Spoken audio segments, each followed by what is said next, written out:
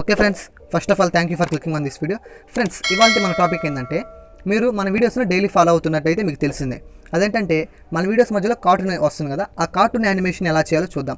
Friends, అంతకన్నా ముందు మీరు ఏం చేస్తారంటే, ఈ వీడియో కింద డిస్క్రిప్షన్లో ఒక లింక్ ప్రొవైడ్ చేస్తాను.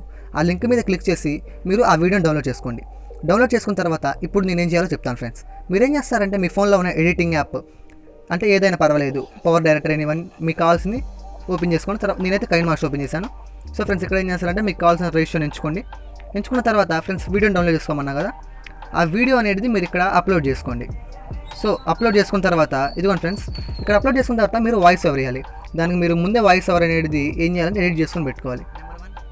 చూసారుగా ఫ్రెండ్స్, ఇలా మీకు కావాల్సిన వాయిస్ ఓవర్ అనేది ఇక్కడ ఇవ్వాలి.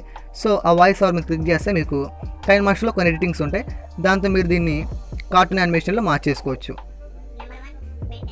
సో అర్థమైపోయింది అనుకుంటున్నా ఫ్రెండ్స్. తప్పకుండా ఈ వీడియో మీకు నచ్చితే లైక్